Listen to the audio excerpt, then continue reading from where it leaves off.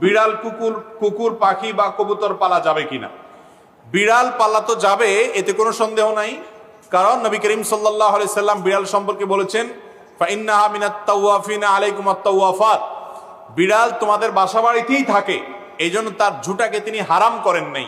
বিড়াল যদি কোনো কিছুতে মুখ দেয়, তাহলে কুকুর মুখ দিলে যেরকম হারাম হয়ে যায়, নাপাক হয়ে যায়, বিড়াল যদি মুখ দেয়, বিড়ালের ঝুঁটা কি হয় না, নাপাক হয় না।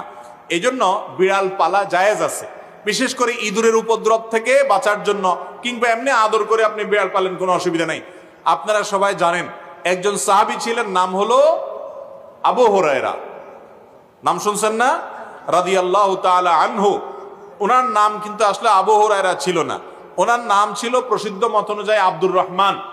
আরো অনেকগুলো মত আছে ওনার নাম নিয়ে, কিন্তু ওনার নাম পরে আবু হুরায়রা উঠে গেছে। কিভাবে? ওনার একটা বিড়াল ছিল, জামার হাতার ভিতরে এই বিড়াল ভরে অনেক সময় মসজিদে নিয়ে আসতেন। তো একবার নবী করিম সাল্লাল্লাহু আলাইহি ওয়াসাল্লাম তার ওই বিড়াল দেখে, তার সবসময় তার সাথে সাথে বিড়ালটা থাকে, এটা দেখে তাকে বললেন, ও বিড়ালের বাপ। আবু হুরায়রা মানে বিড়ালের বাপ।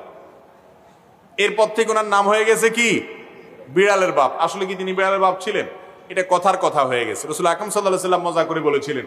তো তারপর থেকে ওই নামে তিনি পরিচিত হয়ে গেছেন। তাহলে তিনি যেহেতু বিড়াল পালতেন, নবী সাল্লাল্লাহু আলাইহি ওয়াসাল্লাম দেখেও বরং রসিকতা করেছেন, কোনো নিষেধ করেন নাই। তাহলে বোঝা গেল আমাদের বাসা বাড়িতে বিড়াল পালা কোনো অসুবিধা নাই।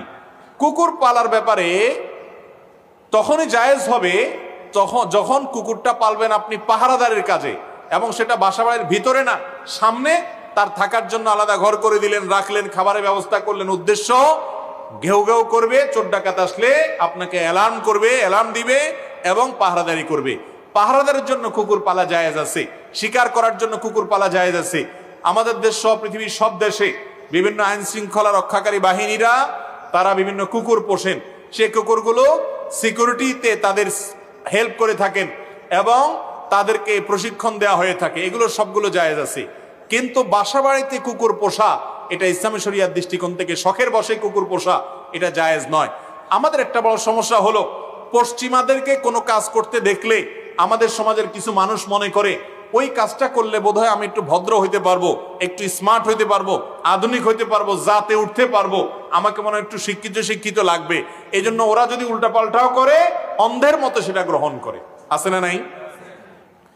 নবী করিম সাল্লাল্লাহু আলাইহি সাল্লাম বুখারী হাদিসে বলেছেন, লা তাদখুলুল মালাইকাতু বাইতান ফিহি কালবুন আও সূরা, যে বাড়িতে কুকুর থাকে, শখের বশে কুকুর পালে কেউ, সেই বাড়িতে আল্লাহর রহমত নিয়ে ফেরেশতা প্রবেশ করে না। তারা নবী করিম সাল্লাল্লাহু আলাইহি সাল্লাম নিষেধ করেছেন।